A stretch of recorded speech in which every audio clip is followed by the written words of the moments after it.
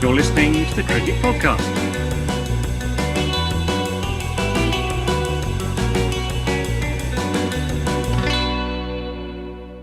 Hello, welcome to the Cricket Podcast. Today we have an unbelievably special show because Melinda, who's joining us, is a quarantine expert. She's a cricket expert, and she's also got a swimming pool in quarantine, which is definitely cheating.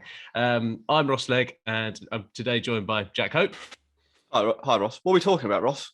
We're talking about, it's the Australian cricket special. That's what it is. It's the Australian cricket special. It's been one hell of a week, and we're going away from the ECB crisis and going to the Cricket Australia crisis, which has lurched from winning the T20 World Cup, and they don't really care about T20 cricket. So we'll see if that's true or is not true. Then we've got Tim Paine sending dick pics and getting caught in a scandal, which the Cricket Australia tried to cover up. And now we get to try and figure out who's going to lead Australia in the Ashes, and then we'll actually talk about some proper cricket, as we're not a gossip cricket podcast and we're a proper cricket podcast. So that's what's going to be on the agenda today. Jack, you got any messages for our listeners? We do. If you're watching this on YouTube, hit like, hit subscribe. If you're listening on an audio platform, do the same. Subscribe. Leave us a review. We have 5 new reviews, and we're not going to read them because I don't have them up. It's early in the morning in the UK, but I know we have 5. 4 of them were 5-star. We got one 1-star review from an Australian who called us an English naffy podcast, Nuffy podcast, which I think is like nerd. Does it mean nerd? Yeah. So leave us a review. We prefer the 5-star ones. And we're on Patreon, patreon.com/the cricket pod. If you want to support the show directly, there's the messages. Brilliant. Melinda, thank you for joining. How are you doing? I'm still getting over what naffy might mean. A naffy podcast. You didn't when you pitched to me coming on the show. No one said anything about you joining a naffy podcast. So I'm gonna have to get the review up now, aren't I? Yeah. It's different how we entice listeners. That's what we do. It's just like when we're trying to get David Gower on the podcast, we were just like, let's get a 1-star review and let's send that to him. And then we're going to do the same with you, Melinda. We'll just be like, we're going to really tee it up how good we are. I'm very, very happy to be here. That's all I can say, honestly. Well, thank you for the kind words. Unlike Ryan Smith Oz 87. Cricket English bias Nuffy podcast is what it, not naffy, Nuffy podcast. The Barmy Army would be more objective. Only listen if you're a sycophant for the English team and can't analyse other teams with any balance whatsoever. There's obviously some righteous indignation there. There's no full stops. There is a capital O for the only. So it's like, maybe the concept of sentences is something that Ryan Smith Oz is aware of. But he hasn't executed it on that occasion. But English bias Nuffy podcast, 1-star out of 5. Okay. We'll put that on the film banner. That'd be fun. Exactly. Should we, Melinda, before we get into Tim Paine's dick pics, as Ross described them, should we talk about the T20 World Cup? Because we haven't actually heard about what it means to win the tournament from an Australian on the show. I mean, it took a lot of courage and fortitude from Ross to get through a 45-minute discussion about Australia winning the tournament. But we never really touched on the emotions or whether it broke through, because it was on in the middle of the night, right, in Australia. Yeah, it was. Yeah, as I can attest, I don't know if you can see, I think my dark circles are just about beginning to fade now. But yeah, it's a terrible time for here. Most of Australia's games in the end ended up starting at 1:00 in the morning. So it was about the worst possible time. So for most people, it made news the next day. And of course, as Australia did better and better, it made news more and more. It's always a funny one. Like I always feel like the T20 World Cup and the Champions Trophy just never really cut through in Australia very well. And often I guess that is because of the time zone and stuff. So people aren't sitting down and watching them. So I think you're naturally more invested in a tournament when you can watch it. But it definitely picked up steam. It does make sense, right? Watching highlights or news bulletins, not quite the same. But, it was received quite well in the end. And I think because it had been preceded basically by series after series after series where Australia just got pounded everywhere in the world and at home when it came to T20 cricket, everyone sort of went, oh, okay, cool, Australia won. Maybe we're not so crap after all. So it was really funny because there had been sort of a lot of really down stuff on that team all the way through. But it certainly is nothing like what it was like in England when England won the last World Cup, for example. There was nothing like that. So it was kind of a bit of a weird one. It'll be interesting to see next year when it's in Australia, how much, and now Australia going into it as T20 champions, when only a week earlier, by the way, we were talking about the fact that, oh my gosh, Australia might have to qualify for the home T20 World Cup because they're on the knife edge. Can you imagine that? It's like, that'd be embarrassing. So yeah, it'll be interesting to see how much it cuts through next year. Well, it'll cut through, but it will be, Australians are funny. They're not like England cricket fans, Australians cricket fans. I say cricket fans. A lot of people are Australian sports fans who like watching cricket in the summer. So it's quite a specific thing like that. I think not all, but a lot. So yeah, so it'll be a different thing next year, I think. So it did cut through in the end. If Australia had lost, I don't think anyone would have paid attention. There's kind of a perception of this Australian T20 side that they're a team that aren't very good, don't really know what they're doing, and don't really care about T20 cricket as well.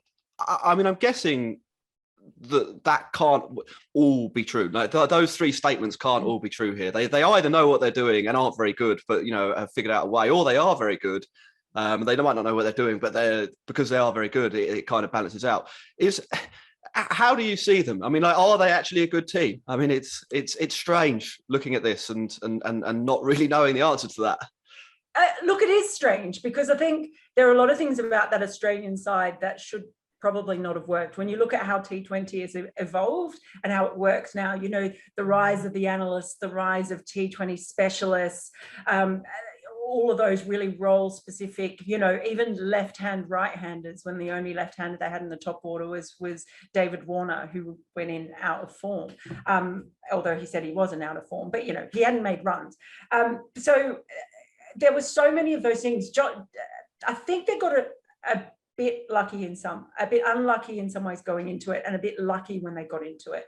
So they didn't have a lot of players available, so there was a lot of bad luck in that. They really didn't, but they got lucky with as far as Mitch Marsh went, because he was there in that build up and he performed really well. He ended up being Australia's best, most consistent batter over the space of 6 months, and I don't think that was, they necessarily saw that beforehand.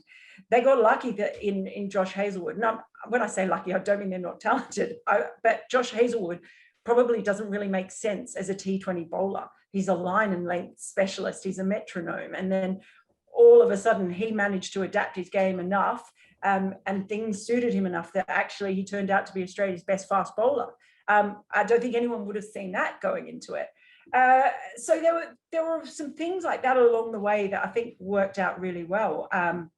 And they also just haven't seemed as though they've had the right sort, not the right sort, but they've just approached it as, okay, here's a team of really good cricketers, as opposed to here's a really good T20 team. And it seems to just throw everything that many people have thought about T20 cricket for a few years now, that you could actually win a World Cup with a team of really, really good cricketers, instead of necessarily a team of T20 specialists performing in a T20 specialist way. With all of that, they will admit, and Aaron Finch has admitted, that the one other bit of luck they had was real luck, and that was the toss on several occasions. That obviously really helped them. So I think it was a combination of all of that. But yeah, it was weird. I mean, I before going into that T20 World Cup, I didn't think even with their best team, I certainly had no confidence that they were going to make the final or win the tournament. Weird, eh? Yeah. Cricket's weird. Well, they did get to play in that community care game or the retirement game for Chris Gale and Dwayne Bravo. And it was unbelievable how they just like, nah, we're just going to lose to Australia. It's absolutely fine. I kept thinking, if I was in the South Africa team, I would have been ticked off, man. Like when so much was on the line for them, I would have been perhaps a little bit annoyed at that. Let's just put it that way. Chris Gales then come out and be like, I'm not fucking leaving. He's done the whole Wolf of Wall Street thing as well. He's just like, this guy is unbelievable. Like, it just takes. This is all about the country of West Indies. Nana, universe boss. This is who this is about. Unbelievable. Do we expect anything else? Probably not. That's just the way it is. But yeah, I felt for South Africa because I thought, man, if you were sitting there and you were them watching, I reckon you would have been throwing things at the telly. Oh, you would have been absolutely ropeable. But yeah, no, we'll see what happens next year. It'd be pretty funny if he turned up again. To Chris Gale? Yeah. He'll be there, I reckon. Yeah, maybe. They've got a special fitness test just for him, making it as easy as possible for him to qualify for to get into the squad. I don't think if you've got that in place, you're not going to dismantle that infrastructure over one bad tournament, are you? It's the show must go on. It must. But yeah, no, I mean, obviously, it's it based purely on cricketing reasons. There's absolutely no reason for Chris Gale to still be playing cricket, is there? They've got to move on at some point, haven't they? I mean, I know there's the saying old guys win stuff, and Australia actually had quite an old team. Pat Cummins was the youngest in the side, which is quite amazing, really, when you think about it. I think he's the youngest in the side. I think I saw that stat that he was the youngest in the side, 10 years ago or something, and he was the youngest in the side now. So yeah, old guys win stuff. Yeah. Ross, what do we want to move on to next? Because often we talk about things chronologically here, and chronologically it would be the Australia squad, but I feel like that was sort of torpedoed slightly by what came immediately after that. So I'll throw it over to you to move us on to the next topic. Yeah. So what we ended up having was the embodiment of the spirit of the baggy green. Which Langer and Tim Paine have both been building up. I mean, everyone who's watched the test on Amazon kind of seen that this was all about culture. It was like, what do we actually stand for as Cricket Australia? How do the people of Australia see us after the sandpaper scandal? And what's ended up happening is Cricket Australia have covered up, I suppose, some workplace sexual harassment from Tim Paine. And it's come out, what is it, 7 years after? It's quite a long time after it's actually happened, or 5 years after. I don't know when it was. 2017. We'll 7 in it. Because, yeah, close enough. I think we just have to be really careful here. So what Tim Paine has said is that it was consensual, like the exchanging of messages. And we've seen a small portion of those. Now it turns out that the other party made an allegation. So I think we have to be a little bit careful of. Is it of allegedly? Do we need to say allegedly a lot? We don't have. That's a lot of legal resource. So let's. No.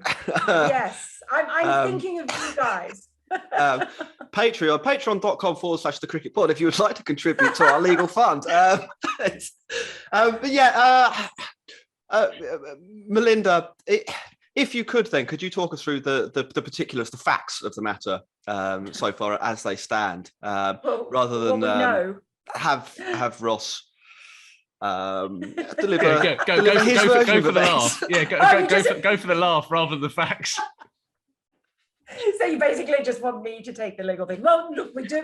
What we know is that Tim Paine has resigned as the Australian captain, a very tearful and emotional resignation after it was about to become public that there were a series of text messages exchanged between him and a former employee of Cricket Tasmania, which is where Tim Paine has also been. So these go back to 2017, before the first Ashes test at the Gabba.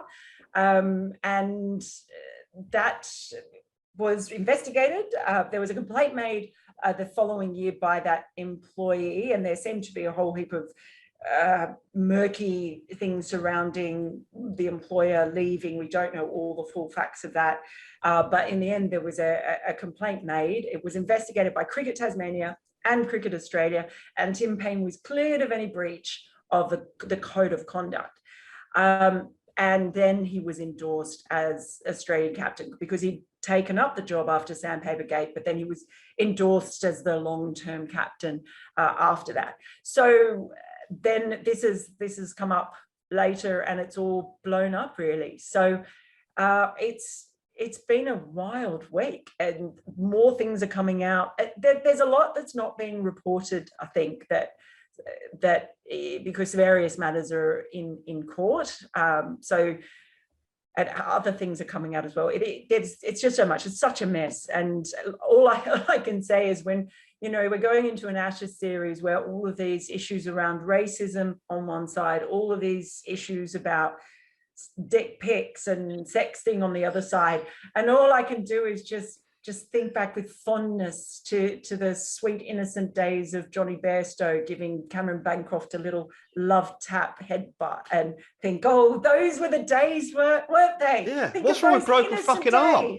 Let's go back to that. It's just like, it's all so heavy, man. I'm really struggling with this. I just want to talk about the cricket. Everything is too much. So yeah, it's there's always something leading up to an Ashes series, but I don't think any of us saw any of this coming before this one. So it's really, really weird.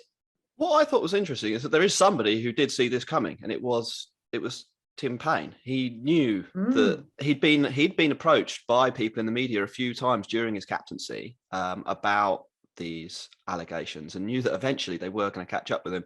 And I think that sort of speaks to, or it's related to a broader cultural thing. Ross, you sort of touched on that with the joke about the culture of the baggy green and being Australia captain and so on. But to some extent here, and we don't know the full story, but to some extent, I do feel a bit sorry for Tim Paine, because he's been built up to be this thing that people knew he wasn't, and nobody could really possibly be the great reformer, the Brezhnev, if you like, of Australian cricket.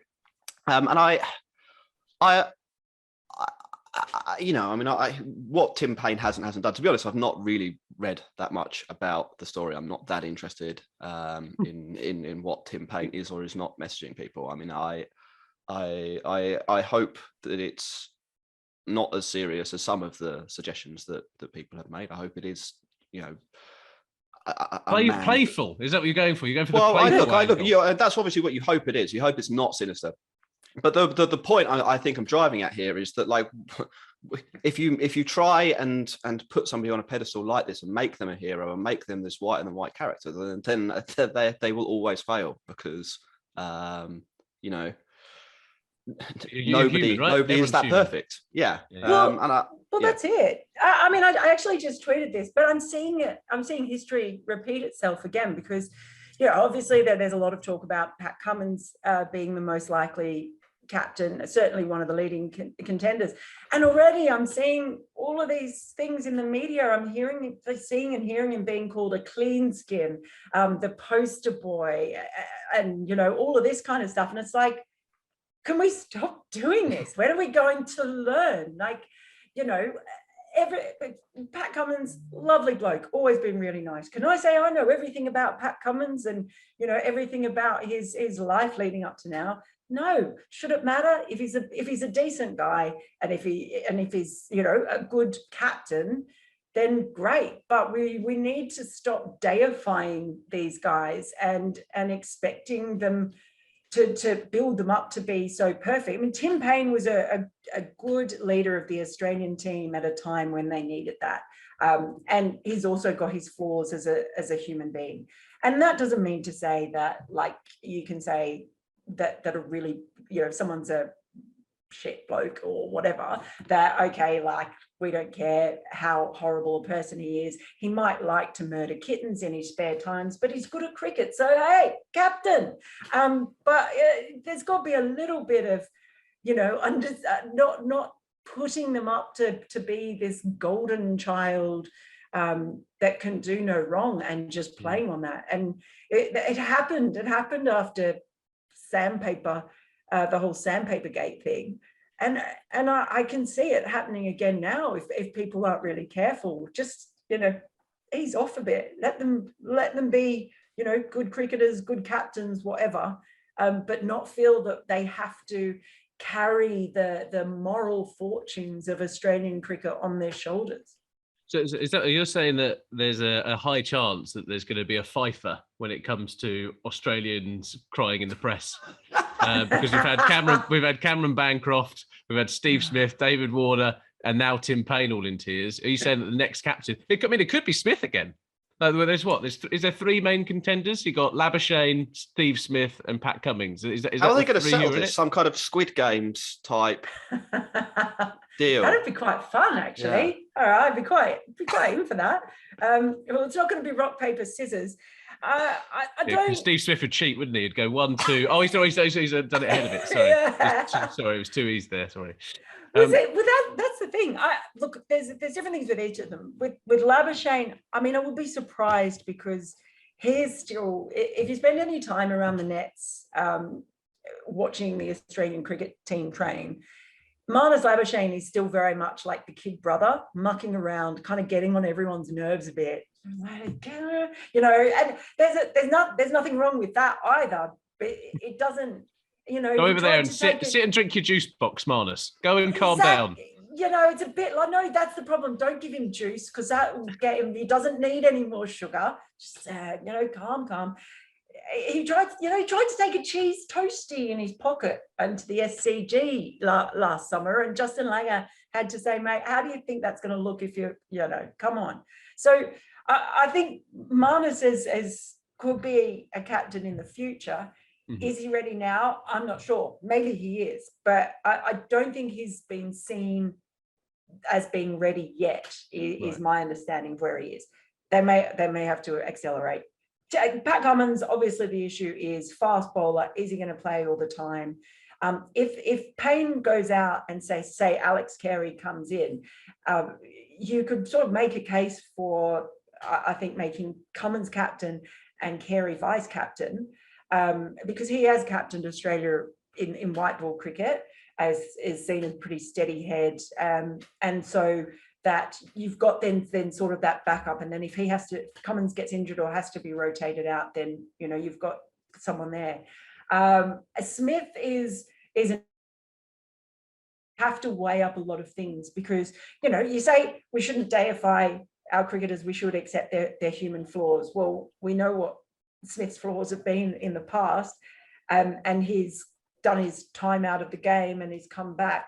The issue I think that will be looked at with Smith will be along the lines of, I don't know if you remember last summer against India, there was the whole scuff gate when he was seen on stump camera scuffing around the like marking his guard when Rishabh Pant was batting. Yeah. And the shadow batting. Now, the furor that erupted over that and the accusations of cheating, and there were other ones before Sandpaper Gate. There was dressing room. We've had Stuff Gate, Sandpaper Gate, dressing room gate, so many gates. But that was in India in 2017 when there was a DRS call and he was accused of looking up to the dressing room to try and get advice from the dressing room, which he denied. He called it a brain fade. So there's all these things around Smith, and I wonder if that they probably have to consider, right, he's such an out there guy with his head not really thinking about the big picture. He's not like that aware.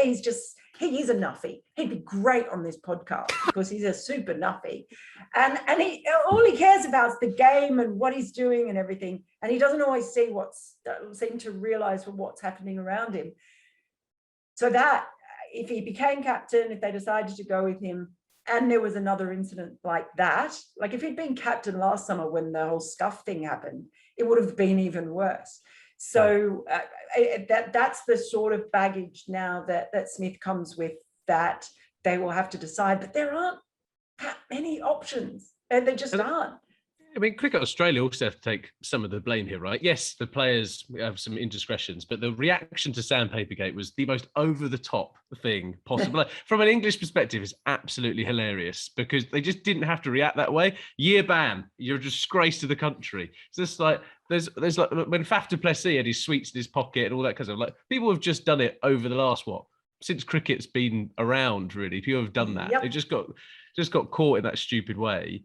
But yeah, Smith just doesn't seem to help himself. But Cricket Australia, with like the weird ways they try to cover things up, and they almost have like this moral compass that is just way off in terms of like understanding like the heat of society, of kind of going, this is what Melinda Farrell wants. She's Australian citizen. This is what she wants from Cricket Australia. We're going to give that to her. And just like, well, just calm down. Well, but this is what I say, and this goes back in as well. This whole idea, pre-Sandpapergate, that Australia were the moral keepers of the line, which used to drive me nuts. The head-butting the line and all of that. So this idea, that this team that had a lot of arrogance about it, but also was, that they could be sort of asses themselves when they wanted to, and yet they were the ones to decide if someone else was. And that is why, and I know this from all the time I spent in England too, that's why they used to rub so many other countries up the wrong way, because of that whole thing of this holier than thou attitude. And it seems like it's just like pervaded everything. So after Sandpapergate, the reaction was massive. And the Prime Minister was talking about it. It was the whole thing because of this idea that I guess everyone wants their team to be the good guys, and for Australian fans, I think in particular, and remembering I said that Australian cricket fans are different to English cricket fans. They're sports fans who watch cricket during the summer. So they, they're the way they love winning, love it when their people win gold at Olympics or do really well at the tennis. They love successful Australians, but I think they also want to see them generally as the good guys. And that was perhaps came across with that whole reaction to that as well.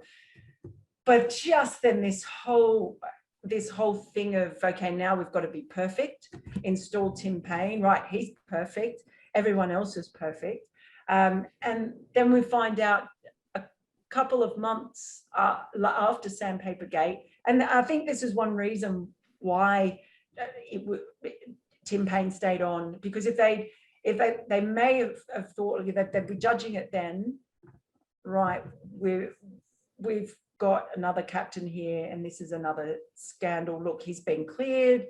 We've decided everything's cleared, but we are, we're not going to let it out. We're going to keep it under wraps. They could have at that point said, okay, we've cleared him of any wrongdoing, but also, look, if this comes out in a couple of years' time, it's not going to look great. Maybe he's not the person that we want to have. And if he's been carrying that around for years, thinking this is going to come out at some point, I almost think that they've let him down in a way by allowing this whole narrative to build up about golden child stuff, all of that. So, I can just see them repeating the same mistake. But the thing that got me, and I was on the press conference the other day when the chair, Richard Freudenstein, and the CEO, Nick Hockley, were on. And I felt like I was going mad because there were so many contradictions. So because these two weren't there in 2018, so about a dozen times in the press conference, one or the other would just say, well, I can't speak about 2018 because I wasn't there. So it was this whole buck passing to who was there before. But there are two board members who were on the Australian Cricket Board. They were there in 2018. There's no one, they're seriously not saying to them, look, why did you decide this then? And he was cleared by a code of conduct.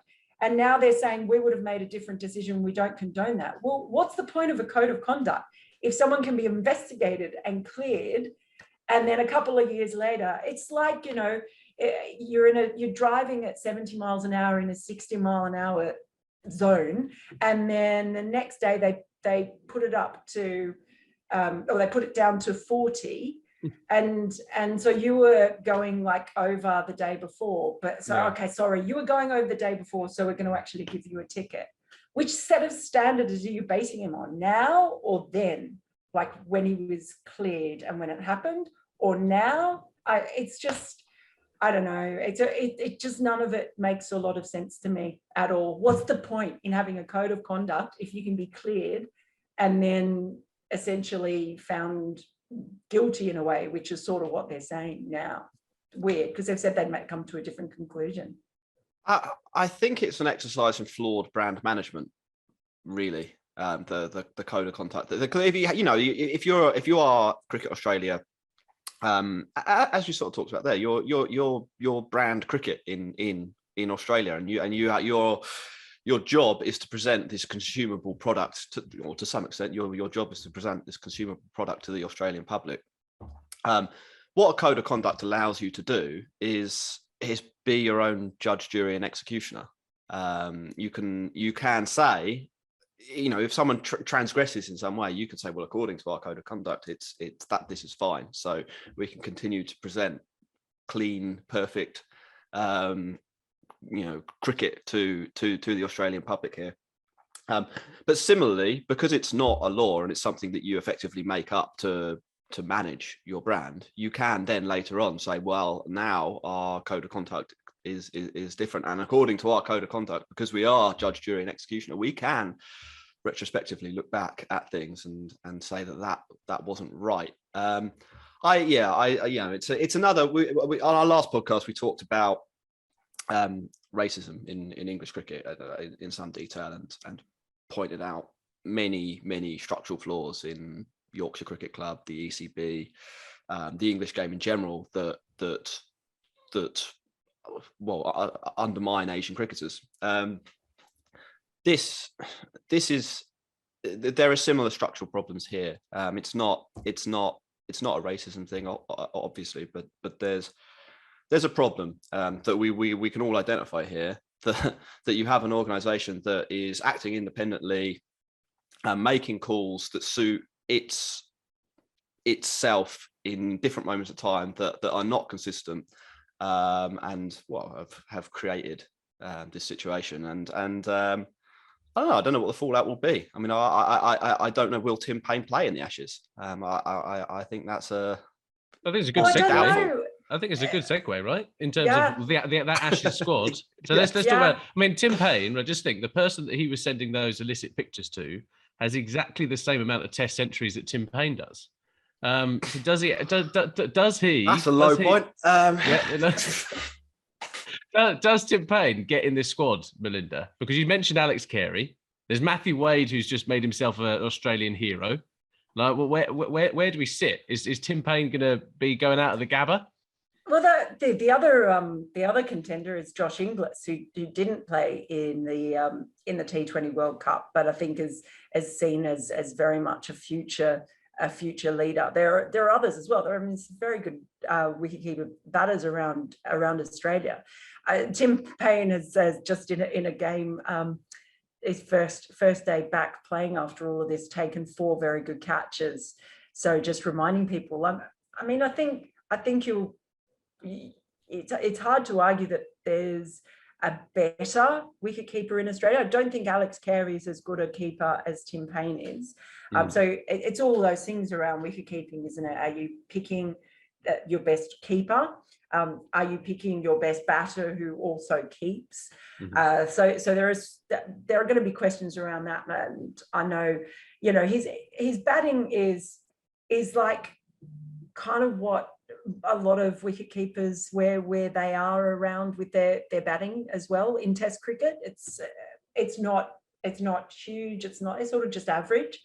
And there are times when he's played, some important innings as well, even though they might not have been big innings. But yeah, it does come into question there about his place in the side and where it is. And what makes it weirder is that in the same press conference, the chair said that it was completely his selection. He was available selection. It basically said selection is up to the selectors.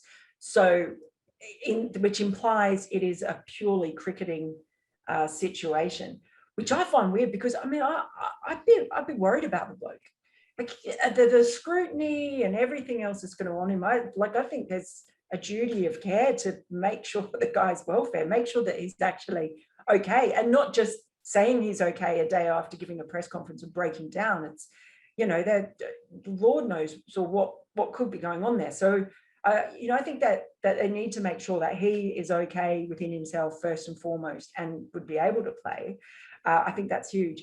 It's a highlight of the conflict of interest, blatant conflict of interest in Australian cricket that's always been there, but it seems more intense now. That the head of selectors is George Bailey, who's not only a good friend of Tim Paine, but they're also in a business together. They have a chain of gyms in Tasmania. So that's like the conflict of interest in that. And that's no reflection on George Bailey, because, he's a terrific person, and I'm sure he's absolutely approaching it in the right way. It's always the perception of these things where you go, is it cool that the head selector is also running a business that I suppose has an image factor that's associated with Tim Paine, and is probably worth more if he's in the Australian team. And I'm certainly wouldn't suggest that would be a factor. It's just, I don't think it looks great. It's the grey, right? It's the grey that comes in. It's not the black and white issues. Let's operate in here. And as much as I deliberately take the mick on here, though, there is big implications, right, for that selection process. And it must be it's a big thing to make that call and be able to go, do you know what, we're going to stand by this guy here. Huge.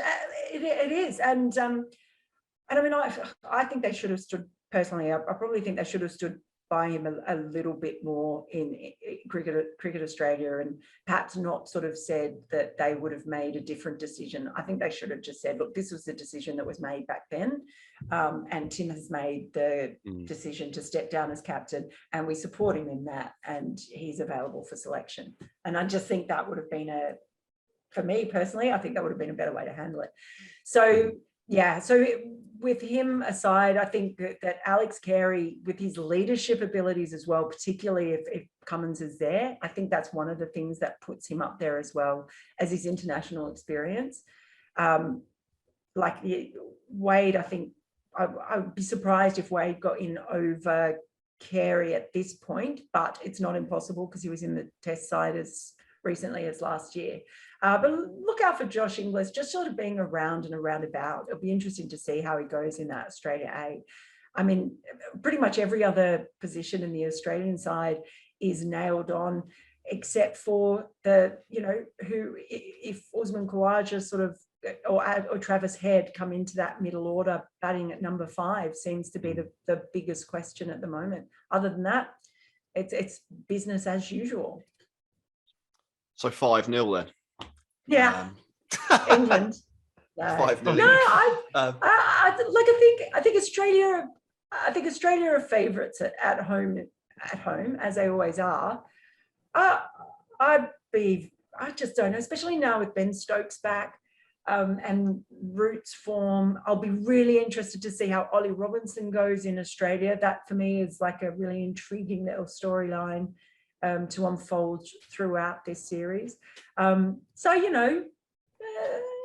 not be 5-0. I think I predicted somewhere, someone asked me for a prediction, and because I absolutely love having splinters in my arse, I said 2-2. 2-2. Best way. Yeah. No, I think this England team are catastrophically bad.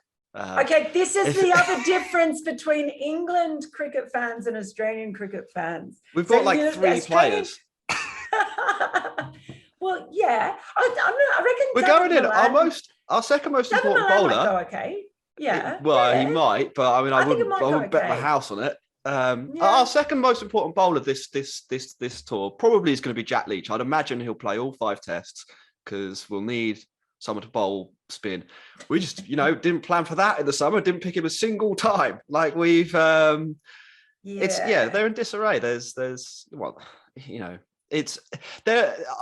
don't think they'll lose 5-0 because I think Root, Stokes, and I think they'll possibly win Robinson. At least one test. Yeah. At least one test. And there'll be a a draw because of rain somewhere, because we were in a La Nina, and it hasn't stopped raining in this country, it feels like, for the past 6 weeks. It's maybe there's hope. Been very wet. Yeah, so if it comes down to 4 tests, they win 1,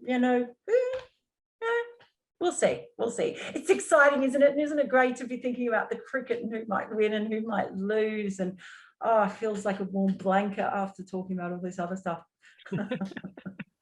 Yeah, it does. It will be good to return to the actual sport instead of, well, this is the second. Yeah, we're basically.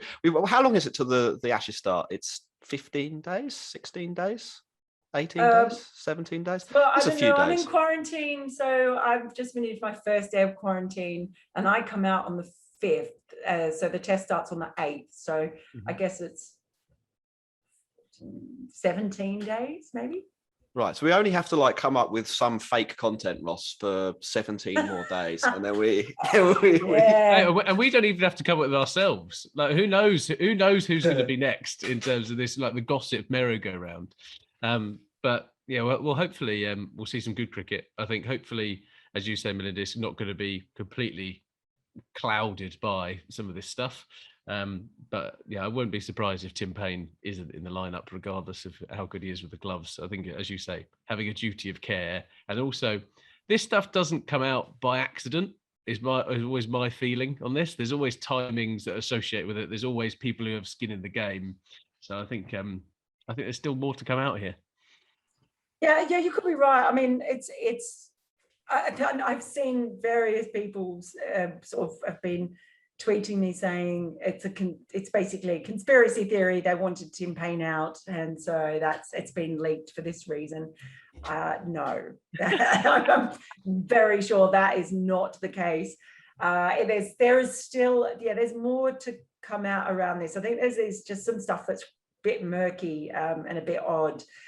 So we're yet to find out all of this, but who knows? That's why it's always everyone's really wants to jump in with a hot take on something, and sometimes it's just best to go, hang on a second, how much do we really know yet? Let's just hold off on the hot takes until we've actually got a bit more information. Well, it's the natural next thing, right? It goes 9/11, vaccines, Tim Paine. That's the conspiracy real dubious words that have come out of your mouth today, Ross. I think the real loser here, though, is Big Ant Studios, the cricket game manufacturer, have had to delay the release of Cricket 22 because Tim Paine was on the cover. So spare a thought for those guys who also the program as the program for all the tests that I think has been printed, certainly the first one, so I think they've had to recall that, which is very expensive. The whole lot.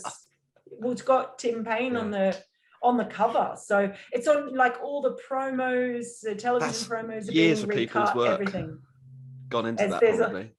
Yeah, there's a lot for it to happen this close to the Ashes. There are a lot of people scrambling, I can assure you. Right. Shall we wrap things up? I think we've covered Australia. Unless there's anything else. We've covered Australia. We've done Australia. That's Australia for the next 10 years. Yeah, that's balance restored after our 1-star review. We can go back to standing England. Apparently, we've only allegedly covered Australia, Jack. Allegedly. Final question. Who will be the next Australia captain in 2 words, first name, last name, I suppose? I think it will be Pat Cummins, is my feeling. I could be wrong, but I think it will be Pat Cummins. Cool. I think the cum dog is. Have you read saying he's not? He's whiter than white. This is something that comes up on this podcast occasionally. There's some Pat Cummins erotica on the internet. No. So next scandal. I'm just saying, you heard it here first. This has been the Cricket Podcast. Melinda, to be fair, look, can I just say to you though, I also know there are some. You wrote it. No, there is some erotica out there that's been written. about George DeBell. Oh, wow. Because Jared Kimball once found it and made me read it, and I had to then bathe my eyes in sanitizer. It was just like, what the Blimey. hell? Who is writing this stuff? Hey, so That's, you know. Yeah, that's quite a thought. Melinda, where can people find you and so on? Well, they can find me at the moment in quarantine in Brisbane, where I'll be for the next 2 weeks. That's it. I can't go anywhere, so they can find me here. Or they can read some of my stuff on sportingnews.com.au. I've got stuff on the Sporting News, or the YouTube channel. You can go and find my YouTube channel as well. And you'll be seeing me, and I can't tell you where yet because it's a secret, but you will be seeing me somewhere else during the Ashes. Oh, brilliant. You personally. Well, if there's another cricketing scandal, or we hope you're willing to come back onto the show. And if not, just come back and talk about the cricket. So thank you ever so much for joining. I really appreciate it. Thanks, guys. Thanks. Cool. Bye, everyone.